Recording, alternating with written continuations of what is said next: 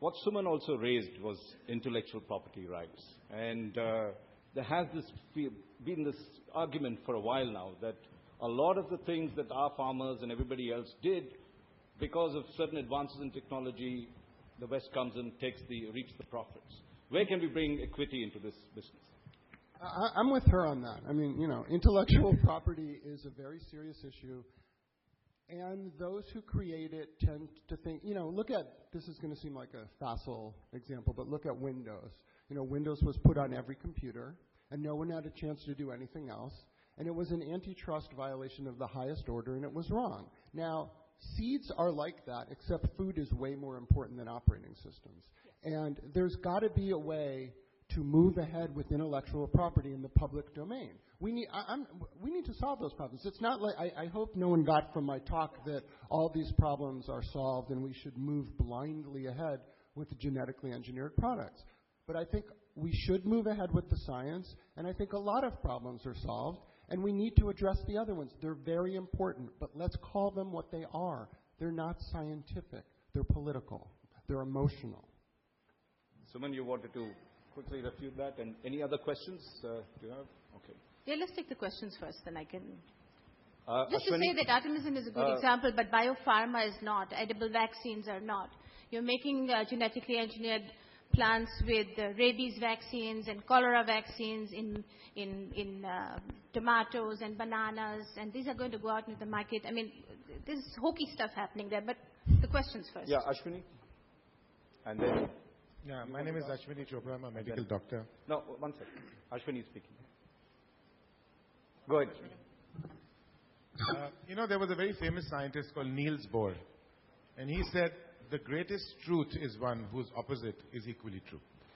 And I've actually tried to battle with this myself.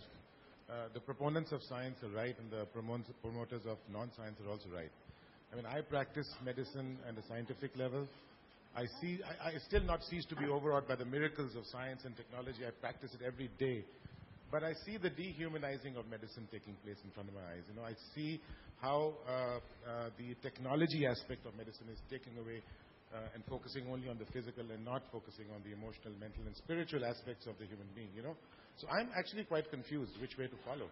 I mean, I've tried to live up in the mountains in places where there's no electricity, no water, and I'm very happy there, But you get sucked in. You get sucked in when you come back to town, and so it's very tough. It's very tough to see who is right and who is not. There has to be the middle path, like the Buddhists say. So I'm confused myself, actually. Is that philosophical, or you want a question? I didn't hear a question there, so. No, I just wanted to make move on, and he was, I think, making a lot. Yeah.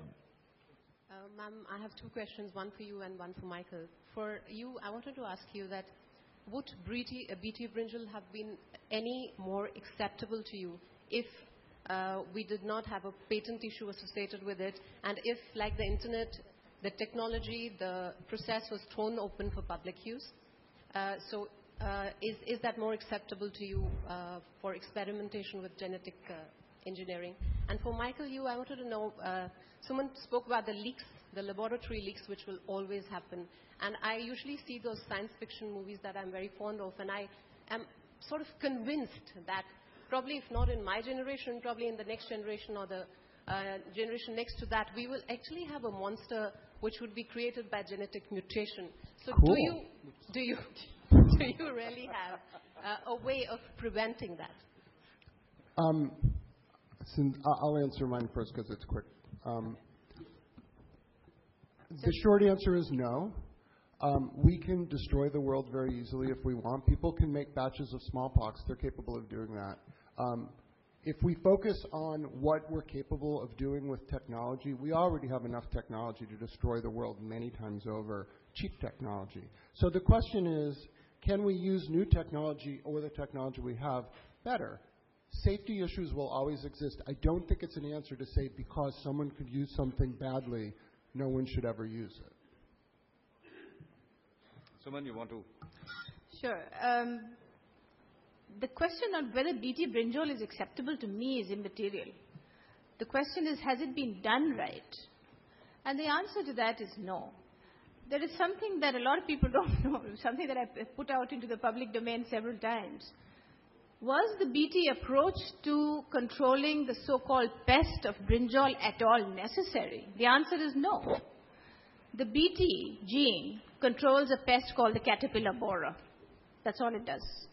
The main pest of brinjal and the brinjal family, to which tomato and chili and all of this stuff belongs, is not the caterpillar borer. It's a disease called bacterial wilt. So you have this disease for which you're trying to find this problem. That is how corny a lot of times this technology becomes, which does not mean that the technology per se, I mean, I think there are issues with the technology, there are safety concerns here, etc., but that's a matter of science. And there I'll agree with Michael that you have to keep these compartments separate, except for the fact that they don't remain separate in application.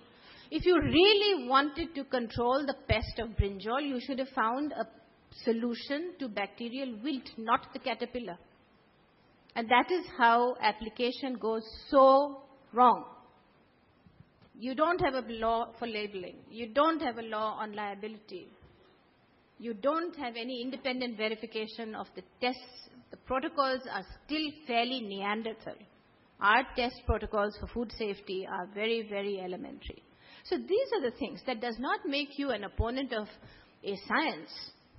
I think science and technology must go back to the lab when there are questions and clean it up further till you come to a question, till you come to the situation where you can confidently say, yes, this will work now, or no, we can't get the wrinkles out, like Australia did. The CSIRO in Australia worked for years on peas. And they tried to make a transgenic pea to control a pest that attacks peas.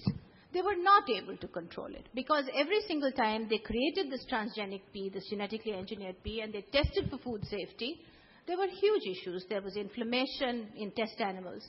Finally, they decided this is not going to work, so shut the door on it. And that is what honest science should do. Test it till you are fairly confident that it is safe, and if you can't get the wrinkles out, shut the door. Well, I'll have to wind up this session. I know this can go on. It's quite a heated debate.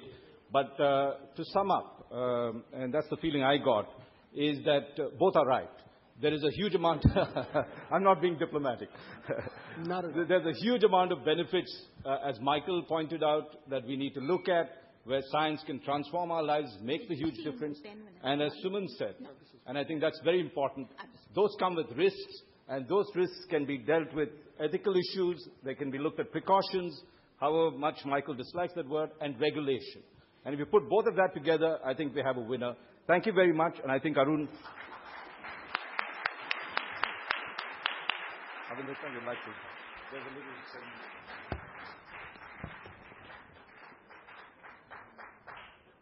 Mr. Arun Puri, if you could just present the memento first to Ms. Suman Sahai. I think that contains some respect. And the next one to Michael. Thank you, Michael. Thank you, Ms. Sahai. That was a really interesting discussion. Thank you both.